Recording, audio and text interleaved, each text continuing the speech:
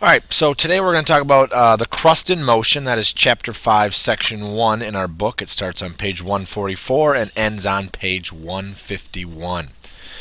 Some of the things we want to answer when we're done with this lesson. So we're going to go through this PowerPoint quickly, and then you're going to answer some questions that the sub is going to pass out to you. Hopefully you'll be able to describe how stress affects rock, and we're going to describe what the three faults are, the three types of faults, which are similar to plate boundaries, and stresses associated with them. So we're going to take the three stresses and pair them with the three faults. All right, so let's get started. Stress in the crust. First off, when there's stress in the crust, when it builds up, an earthquake can happen. It's the shaking and trembling that results from the movement of rock beneath the Earth's surface. So these happen below the surface, at least the earthquake originates. We'll get into more of that in section 5.2 and 5.3. Stress is a force that changes the shape and volume of a rock, and I'll explain that more in the picture we have coming up.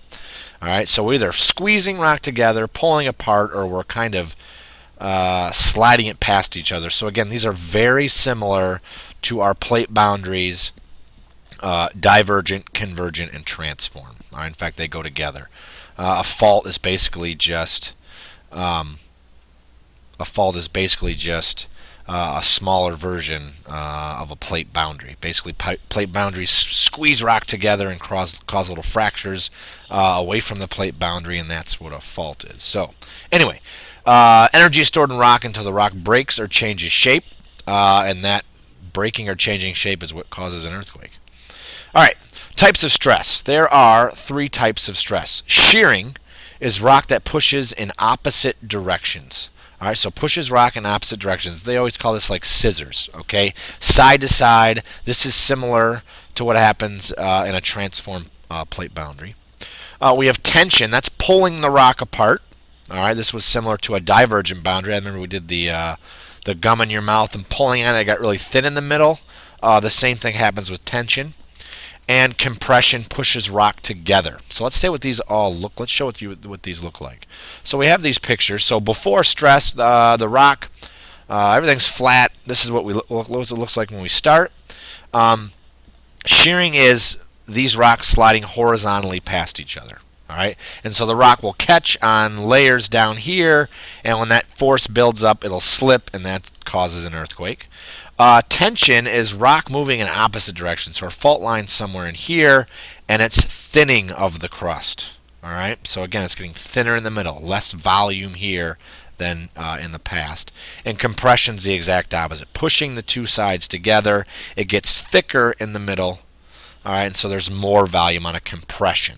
All right, shearing opposite directions, tension or side by side horizontally, tension pulling the crust apart, it gets thinner in the middle. Compression pushing it together, it gets thicker in the middle.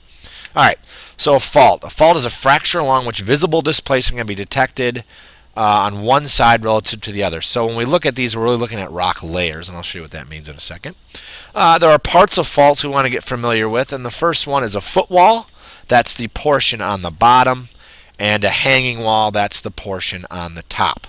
So two parts, and I got a picture right here. Footwall on the bottom, hanging wall on the top. Remember, these go on all the way to the mantle, so you don't necessarily see this, but on these kind of drawings like this, I like to think of a footwall here as kind of fitting like a shoe. My foot would fit nicely into here. Almost looks like a little boot, square boot. That's our footwall.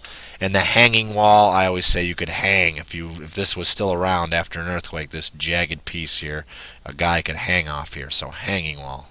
All right. That's how I remember it. You can choose to remember it any way you want. Remember, though, that geologists are going to be looking at the side of this piece, and they're going to notice that this gray piece on the footwall is lower on the hanging wall. We'll talk about the types of faults in a second. This is actually called a reverse fault. All right, so this hanging wall is moving up. Sorry, vertical movement along a fault. This is a reverse fault. So again, footwall, like our little boot, moving down, hanging wall moving up. All right, I always call it reverse, like it's defying gravity, like this hanging wall is climbing the ramp here. All right, so it's a reverse. And this is compressional stress. So there's more volume down the center here than there was before I had this slid back down. All right, and again, we notice that we're not really going to see this piece. During this would erode away or fall off. You really probably won't see this empty piece either because it'll still be there. We just can't really draw that. What you really look for is, this darker layer is below this layer. The stress on its compression, and then any mountain range you're thinking. Rocky, not any, but most. Rocky Mountains, Canadian Rockies, Appalachian Mountains are these faults. Okay. Now, normal fault, footwall up, and the stress is tension. All right. So now the footwall is the one moving up. So I always think this is a normal because this is just sliding down. All right. The hanging wall is using this incline or decline, if you will, and sliding down it. Whoops. Wrong button. And that's a normal fault. And this is, again, tension, so there's less rock in the middle here. And remember, looking at the green or even the red, we're looking at these layers. This layer matches with that, and now the hanging wall portion is down. And then we have shearing, which is a strike-slip fault. All right, and they're sliding past one another. All right, so this is like our transform boundary. This is shearing like scissors. Those blades of a scissors move side by side. Example, San Andreas Fault, and the tension here in California, the tension is shearing. All right, so we had our three stresses. I'm sorry, the stress is shearing. Shearing goes with strike slip.